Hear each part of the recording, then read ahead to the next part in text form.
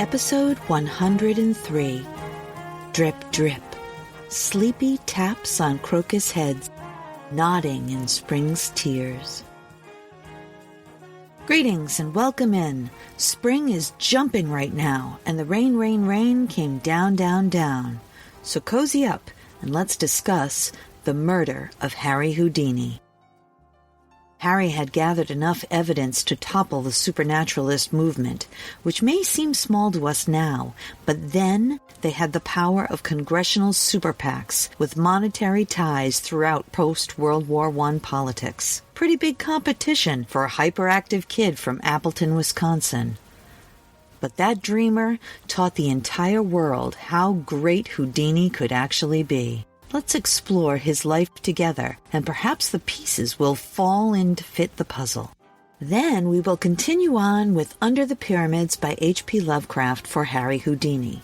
But first, I must thank our Patreon subscribers. These signs of springtime are the nodding daffodils, the bouncing gray squirrels, the tangy onion chives punching up through the grass to dance in the scented wind that yells, "Happy Spring" from the Pawtuxet General, without whom we would still be hibernating. So thank you.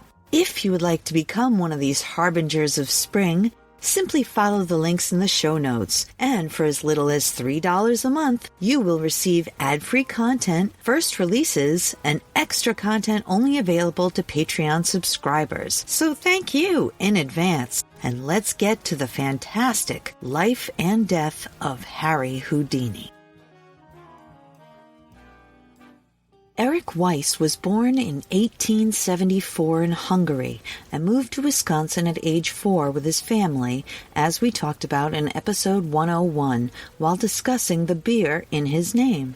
The following year, he had a frightening episode of near drowning. It affected the rest of his life. He orchestrated escapes that made him face his own fears. He speaks about this in his diary. This is the first time that I'll talk about something mentioned in Houdini's diary, but you should understand right now that this gentleman endeavored to be the world's best showman, and this meant an awful lot of self-promotion, even in his own diary. I'm thinking that we're going to need a whole shaker of salt, not a grain, while pulling information from it. That said, it is useful to pin down our timeline and follow his focus through these last few dangerous years. At age 8, he quit school to support the family. He found that he excelled in athletics and made money as a trapeze artist from a young age.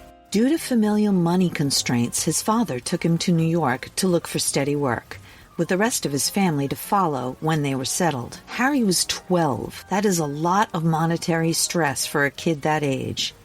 This pressure to succeed for his mother followed him for the rest of his life. He started performing card tricks and close-up illusions on Coney Island while consistently researching ways to expand his act, including a book by Robert Houdin, which impressed him so much he changed his name to Harry Houdini. By using the techniques from Houdin and having his brother Theo join the act, the family worked the circuit like so many other soon-to-be famous families, including the Keatons, whom Harry was visiting when young Joseph fell down the stairs at 18 months, and Harry exclaimed, "That child could take a real buster, or fall." And so, he became Buster Keaton. In 1894, at 20 years old, Harry marries Bess, and she replaces Theo in the Houdinis, while Theo becomes well-known in his own right. Harry, for his part, expands his act to include handcuff escapes and lockpicking, using his experience as a child working for a locksmith. As ever driven towards success, the Houdinis travel overseas in search of bigger audiences, and boy did they find them.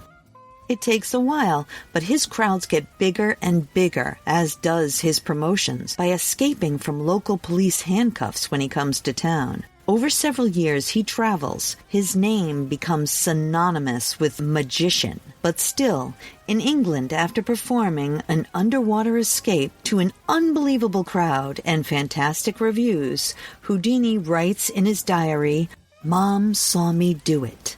She, being the most important member of the throng, He barely noticed anybody else. The event in 1904 was filmed, and you can see his eyes distracted until he finds her, and then hungrily accepts the applause. She was his focus. She was also a spiritualist. She believed that our spirits remain close to what they care about and can be contacted by a good medium. Harry did as well. This is one of the many things that he and Sir Arthur Conan Doyle had in common and researched together in London at that time. By 1906, the family had returned to the States, and Harry does an incredible performance in Washington, D.C., breaking out of a federal prison cell. The prevalence of supernaturalism is not lost on Harry. This is big business in the U.S., and he starts debunking mediums that he comes across. But by 1910, he is in Australia, setting a record on March 18th for Australia's first recognized flight in a biplane covering over 3 Ks. He flew in Sydney on April 18th as well. He had bought the plane in Germany, flew it a dozen or so times all told, and then had it crated up. After some searching in 2009 for the plane, it is suspected to be in pieces in unknown places somewhere in Australia. I hope they find it. The filming of these events gave Harry the film bug real bad. He later on starts his own film production company and gets deep into the silent film industry. Indeed, in 1922, Buster Keaton and Harry are both in the film limelight, where Harry himself made The Man from Beyond and Haldane of the Secret Service. But that happens a bit later, after having to return to the U.S. from Copenhagen, receiving the worst news of his life. On July 17, 1913, Cecilia Weiss died after having a stroke, and when he heard, he fainted. His last gift to her, a pair of woolen slippers that she had requested from Europe. Unlike you have heard elsewhere, this did not send Harry to hunt for misbehaving mediums. It was a full 10 years later before he joined the anti-spiritualist movement, and he was forced to take that first step by Sir Arthur Conan Doyle. But like I said, that seance doesn't happen until 1922. In 1915, he brings home the Chinese water torture cell that he had designed and made in Germany. This later would be instrumental in his death. To distract him from very deep grief from his mother's death, he threw himself into his work, be it writing, filming, designing, advertising, or yes, even performing. A lot. He does not get involved with the spiritualist movement for good or ill, other than as an observer. However, the now beginning to boom industry is interested in him, for that is what it was. It was becoming big business. The end of World War I in 1918, with the many grieving folks all over the world, was a wide-open market for non-respectable mediums to prey upon their loneliness. Harry found this disturbing, but at the time, he had bigger fish to fry. He is looking at film as his next career. With the serial film The Master Mystery, he whets the appetite of his audience. That, and with gigantic illusions like the Vanishing Elephant performance, cemented his reputation as the world's greatest performer. With more films to follow, like Terror Island and The Grim Game, where he performed with Buster Keaton. At the same time, he was writing, constantly jotting down ideas for self-promoting stories. He just needed someone to flesh out these juicy adventure stories, starting with the man himself, the great Houdini. The Encyclopedia Britannica had him write the article on conjuring in the 13th edition of their encyclopedia, giving him respectability. However, the master of publicity wanted more, the kind of fame you can only get writing, because books could travel all around the world while Harry could only be at one place at a time. The only problem being, Harry was not a writer, so he found a ghostwriter. And I don't mean with a medium. HP Lovecraft was exactly what he needed. Someone who wrote for money, had a descriptive writing style, and didn't want to make a public spectacle. How many works Howard did for him we may never know. For even when Houdini recognizes a different writer worked on a book, Lovecraft would often use a pen name, like Howard Ward, who wrote The Hoax of the Spirit Lover. I'm pretty sure this is a nod to the case of Charles Dexter Ward.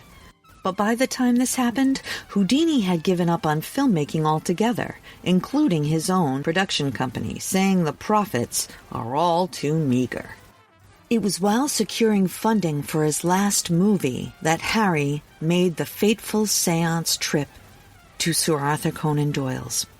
Harry considered Doyle a friend, and as such, he didn't speak out when he easily recognized the techniques the hostess employed. And it may have been a bitter pill when she called out seemingly with a message from his mother in English, a language the matron barely used. But still, Houdini said nothing. However, after the seance, Sir Arthur Conan Doyle told reporters and crowds at the local pub that Harry had believed the display, was deeply moved, and endorsed the medium's work. Harry was furious, and not just a little. He had been watching folks getting bamboozled by mediums since he was a child, and now he was seeing it from the heartbroken relative point of view.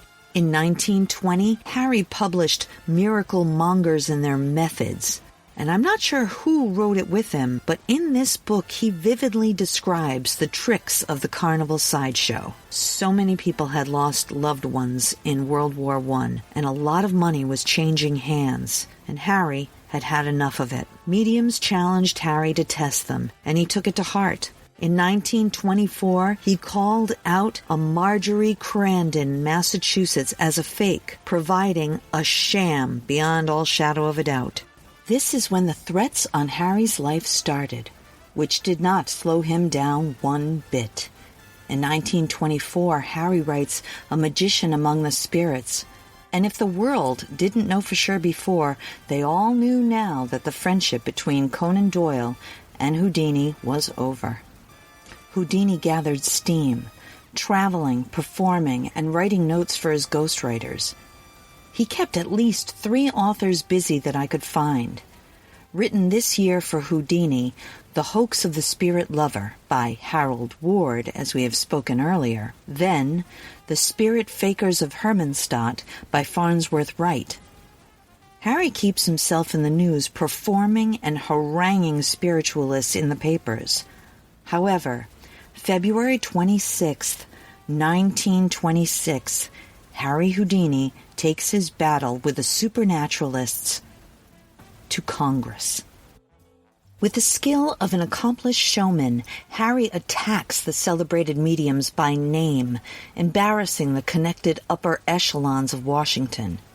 Houdini said, "I have had more mediums arrested in 2 years than have been arrested in 70, because I know their tricks and I know how to catch them." Specifically, calling on Madame Marcia, who had clients featuring Supreme Court justices, congressmen, and the First Lady.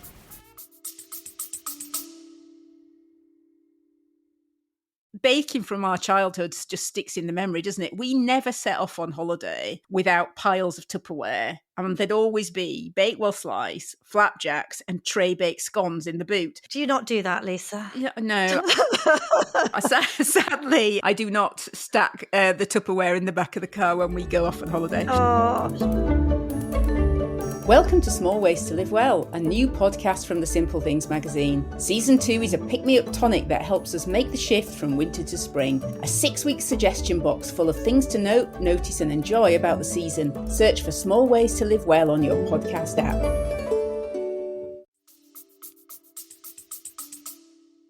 Then Madame Marcia makes a premonition in front of them all that Harry will be dead by Halloween of that year. And to my mind, this gives her motive and intent for murder, not a warning. This is when the race across the country really begins. The Houdinis travel back and forth, often diverging from their scheduled tour. Houdini's diary often portrays the man he would like to be other than who he actually was, because he was building a hero mythos about himself through his books, movies, and performances. But perhaps at this point he had really bitten off more than he could chew. These spiritualists had power and very deep pockets, which Harry was threatening to dry up. They made it very clear that he had to go by Halloween. Harry Houdini was a very careful man, and he had gotten as far as he had by constant training and meticulous care of his tools. When accidents happened, they were few and far between and never repeated. Harry became highly suspicious of everyone.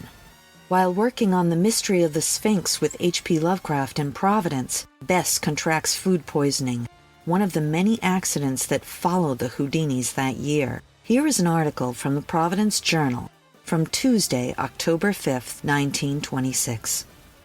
Providence Opera House, The Gay Deceiver, Houdini in a program of magic, illusions, escapes, and exposures of the practices of fraudulent mediums, presented by L. Lawrence Weber.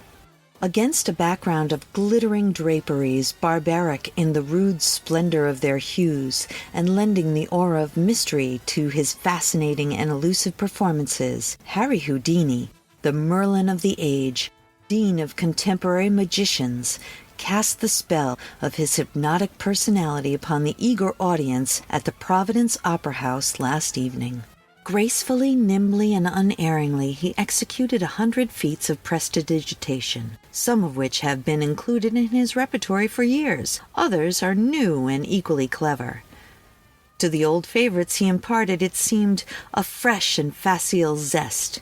To the new, all the amazing cunning and dexterity that have made detention of the simplest and oldest of his illusions impossible. Apparently, he swallowed a dozen needles, took a spool of thread and a glass of water as chasers, and removed the needles, nicely threaded, from his mouth. He suffered himself to be plunged head first into a horrible contraption known as a Chinese water torture cell, from which he liberated himself in a trice, although one of those embarrassed committees from the audience had blushingly confirmed the security of the stocks which locked his feet. He summoned a whole harem forth from the elaborate but obviously empty cabinet, and made anything but an airy sprite in ballet tights vanish into thin air from the billowing folds of a sheet. He performed miracles with cards and innumerable other properties of his guileful craft. From a bowl of water, into which he had poured the contents of a vial that stained it dark with mystery, he twirled a bewilderingly lovely rainbow of silks. One wonder trod upon another's heels, and as this thick, powerful arms and sensitive fingers moved in the beautiful, certain rhythm of their art, his voice,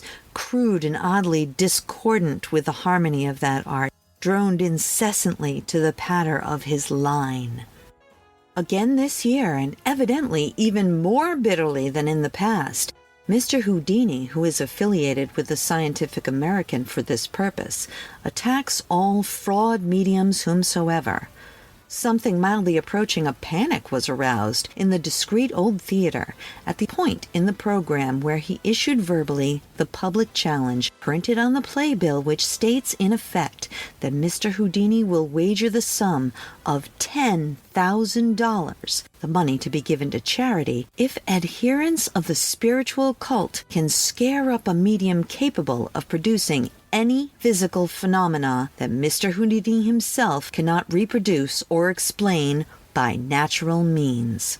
He had hardly issued the challenge, profusely interlarded with uncomplimentary references to the mediums encountered in his experience as an investigator of their nefarious practices, when his attention was called to a woman at the back of the house who had been covering her program with hastily jotted notes, according to a spotter, flatly accused of attempting to misconstrue his statements to embrace charges against all mediums, whether genuine, if any, or fraudulent, as the thousands he had investigated have proven. The woman hotly denied contemplating anything of the sort. Mr. Houdini then appealed to the audience, declaring that he had been victimized by such scribblers, who, he said, were the paid agents of disgruntled mediums, who had already brought suits against him, aggregating more than $100,000. Further excitement was caused moments later when a man who described himself as a spiritualist minister argued in a spectacular voice that Houdini was casting aspersions on bona fide mediums whose labor for us, when he attacked and exposed the methods of the frauds. This gentleman, although I must confess there seemed to be ground for his contention, was given but a brief hearing. Another conscientious objector in the gallery, who professed to have authentic messages from 5 defunct members of his family, through one Keeler, whom Houdini declared to be exposed as a fake, was told to visit Mr. Houdini at the theater at 10:15 this morning to be disillusioned. By and large, I thought it was a cheerful and amusing evening, and hastened to report that a good time was had by all. L.E.M. On October 11th, 1926, Houdini broke his left ankle while performing the water torture cell at the Capitol Theater. The heavy lid impacted his ankle, but did not stop the performance. Harry had a doctor look at the injury, but decided to travel on. Let us be clear. Although this man did not have much formal education, he was very smart, not broke, and extremely successful. My question to you is why? If those things were true, would Harry travel on? He was not desperate for money or fame or experience, and at 52 years old, the only things he had to lose were his and Beth's life. These were good enough reasons to walk on with a broken ankle, travel on to the possible safety of the next town, and to lie to a student that you are strong enough to withstand a hit when you are severely weakened. On October 22nd, 1926, Jocelyn Gordon Whitehead, accompanied by students visiting Harry backstage in Montreal, asks a reclining Houdini if he could test his skill, taking a hit, as he often does on stage. Harry says yes, but before he can get up, the gent hits Harry twice in the abdomen. Harry, who had already been severely weakened and feverish, which the evidence supports, decides to travel on to Detroit. I submit, staying in the public, but fleeing for his life. Harry tries to perform, but doesn't make it through the show. Finally, in the hands of professionals, his appendix bursts during the surgery, bringing the great Houdini to a fate he cannot escape on October 31st, 1926, with his final words, "I'm tired of fighting." But Houdini took care that he would not be silenced, no matter what the outcome. The last 2 years of his life, he collected extensive notes, which he brought to HP Lovecraft to organize. Howard expanded on them and made an outline for the book, which he gave to Clifford M. Eddy Jr., that was supposed to be The Cancer of Superstition. This book was being written at the time of Harry Houdini's death. Perhaps Bess was frightened for herself when she halted its writing and hid it away in the back of an old magic shop to be found in 2016. But if you read it, which you can find at Brown University, you may think, like I do, that it is not a book, but a smoking gun. For references, I'd like to thank Gutenberg.org, Wikipedia, Brown Digital Repository, Harry Houdini Circumstantial Evidence.com, The Providence Journal, PBS.com, History.com, Library of Congress, WildAboutHoudini.com, A Magician Among the Spirits, 1924, Gutenberg.org, History's Mysteries, Harry Houdini's Lost Diaries Revealed. The Ash and Coal Podcast, Episode 59, Spiritualists Killed Harry Houdini, Houdini's Last Secrets, Washington Post, February 27, 1926. Bill to regulate mediums develops into uproarious hearing. I want to tell you about my friend Mike and his electromagnetic pinball museum and restoration arcade. It's an all-inclusive place to relax and share anything related to modern pinball, EM pinball, and arcade games. A group of pinball and arcade fans with an addiction to games of all kinds and Lego too. $10 gets you free play on pinball and arcade games all day. You can find them at 881 Main Street, Pawtucket, Rhode Island, or online at www.electromagneticpinballmuseum.com.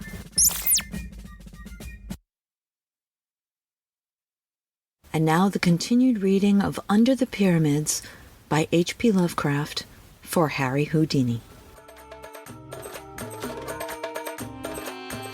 That evening, the members of our party feeling somewhat tired after the strenuous program of the day, I went alone with Abdul Rees for a walk through the picturesque Arab quarter. Though I had seen it by day, I wished to study the alleys and bazaars in the dusk, when rich shadows and mellow gleams of light would add to their splendor and fantastic illusion.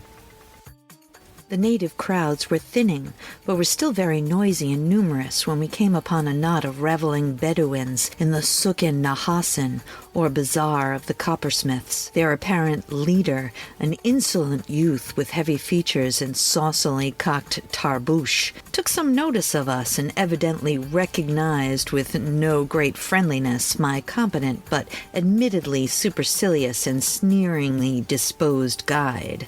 Perhaps, I thought, he resented the odd reproduction of the Sphinx's half-smile, which I had often remarked with amused irritation, or perhaps he did not like the hollow and sepulchral resonance of Abdul's voice. At any rate, the exchange of ancestrally uproarious language became very brisk, and before long Ali Ziz, as I heard the stranger called when called by no worse name, began to pull violently at Abdul's robe, an action quickly reciprocated and leading to a spirited scuffle, in which both combatants lost their sacredly cherished headgear and would have reached an even direr condition if I had not intervened and separated them by main force. My interference, at first seemingly unwelcome on both sides, succeeded at last in effecting a truce. Sullenly, each belligerent composed his wrath and his attire, and with an assumption of dignity as profound as it was sudden, the two formed a curious pact of honor, which I soon learned is a custom of great antiquity in Cairo, a pact for the settlement of their differences by means of a nocturnal fistfight atop the Great Pyramid, long after the departure of the last moonlight sightseer. Each duelist was to assemble a party of seconds, and the affair was to begin at midnight, proceeding by rounds in the most civilized possible fashion. In this planning there was much that excited my interest. The fight itself promised to be unique and spectacular, while the thought of the scene on the hoary pile overlooking the plateau of Giza, under the wan moon of pallid small hours, appealed to every fiber of imagination in me.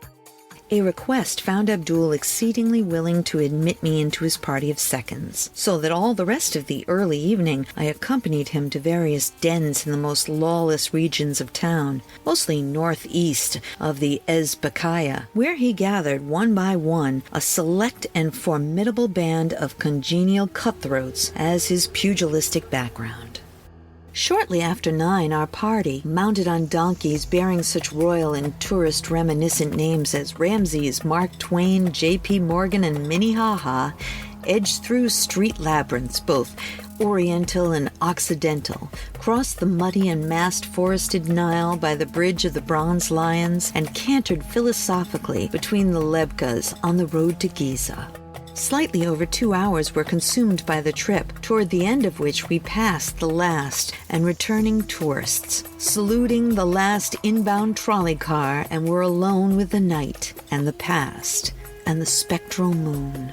Then we saw the vast pyramids at the end of the avenue, ghoulish with a dim, atavistical menace, which I had not seemed to notice in the daytime. Even the smallest of them held a hint of the ghastly, for was it not in this that they had buried Queen Nitocris, alive in the 6th dynasty? Subtle Queen Nitocris, who had invited all her enemies to a feast in the temple below the Nile, and drowned them by opening the water gates. I recalled the Arab whisper things about Nitocris, and shunned the 3rd pyramid at certain phases of the moon. It must have been over her that Thomas More was brooding, when he wrote a thing muttered by the Memphian boatman, the subterranean nymph that dwells, mid sunless gems and glories hid, the Lady of the Pyramid. Early as we were, Ali Aziz and his party were ahead of us, for we saw their donkeys outlined against the desert plateau of Kafri el Harim, toward which squalid Arab settlement close to the Sphinx we had diverged instead of following the regular road to the Mena House, where some of the sleepy, ineffective police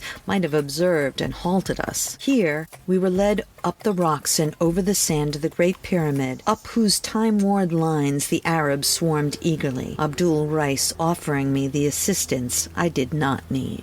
As far as most travelers know, the actual apex of the structure has long been worn away, leaving a reasonably flat platform 12 yards square. On this eerie pinnacle, a squared circle was formed, and in a few moments the sardonic desert moon leered down upon a battle, but for the quality of the ringside cries, might well have occurred at some minor athletic club in America. As I watched it, I felt some of our less desirable institutions were not lacking, for every blow, feint, and deference bespoke stalling to my not inexperienced eye. It was over quickly, and despite my misgivings as to methods, I felt a sort of proprietary pride when Abdul Rees was adjudged the winner. Reconciliation was phenomenally rapid, and amidst the singing, fraternizing, and drinking which followed, I found it difficult to realize that a quarrel had ever occurred. Oddly enough, I found myself seemed to be more the center of notice than the antagonist, and from my smattering of Arabic, I judged that they were discussing my professional performances and escapes from every sort of manacle and confinement in a manner which indicated not only a surprising knowledge of me, but a distinct hostility and skepticism concerning my feats of escape.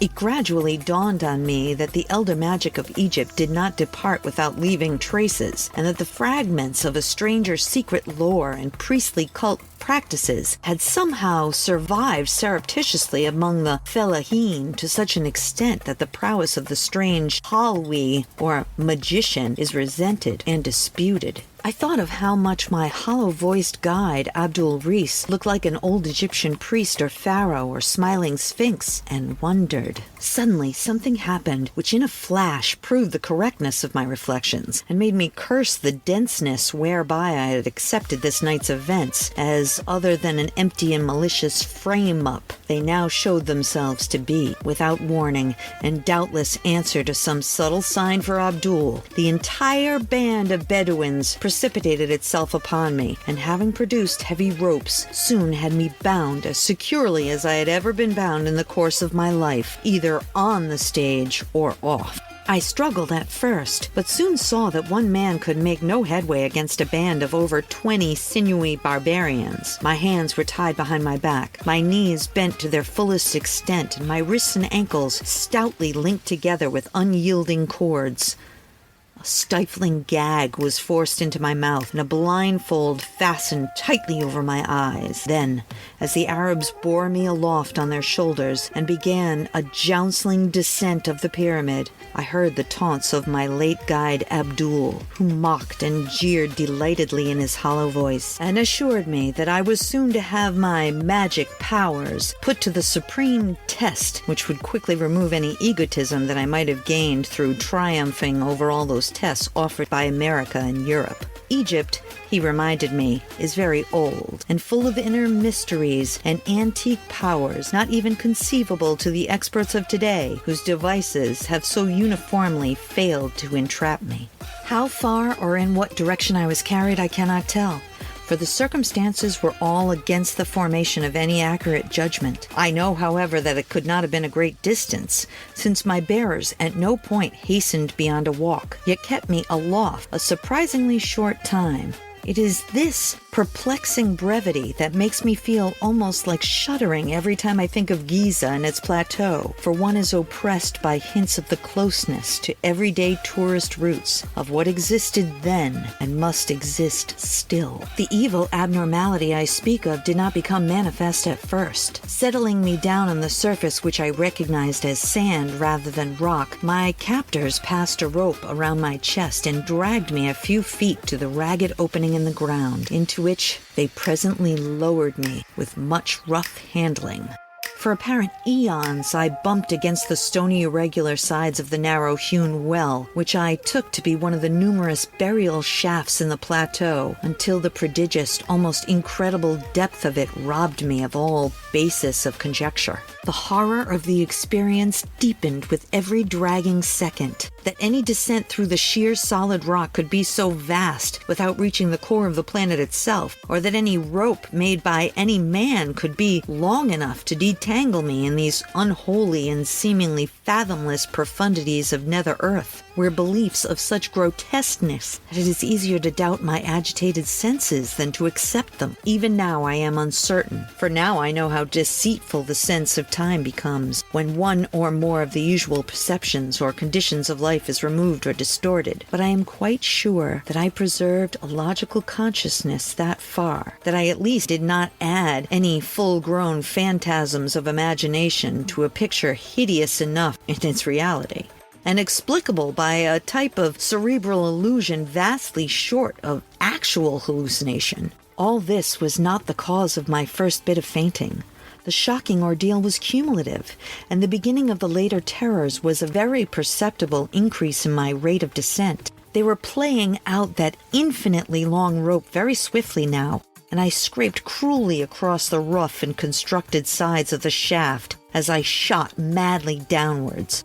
My clothing was in tatters, and I felt the trickle of blood all over, even above the mounting and excruciating pain. My nostrils, too, were assailed by the scarcely definable menace, a creeping odor of damp and staleness, curiously unlike anything I ever smelt before, and having faint overtones of spice and incense that led an element of mockery.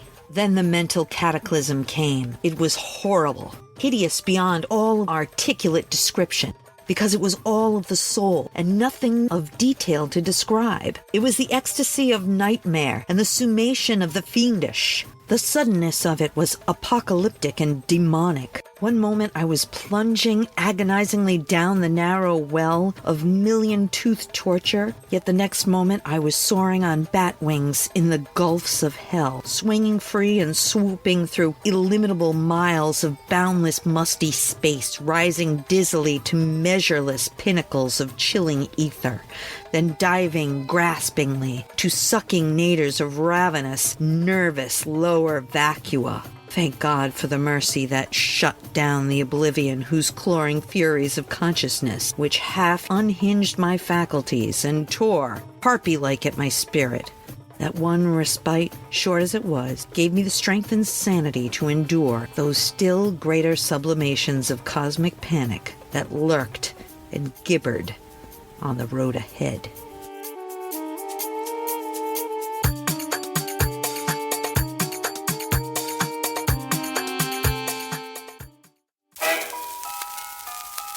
Thank you once again for joining us today at the Pawtuxet General. If you would like to reach out with a comment, question, or local ghost story, our email is jess@pawtuxetgeneral.com. Please reach out. We can't wait to hear from you, and we'll get back to you as soon as possible. But until then, I'll meet you right back here next time at the Pawtuxet General. A Something for Posterity production, pre-recorded in Pawtuxet.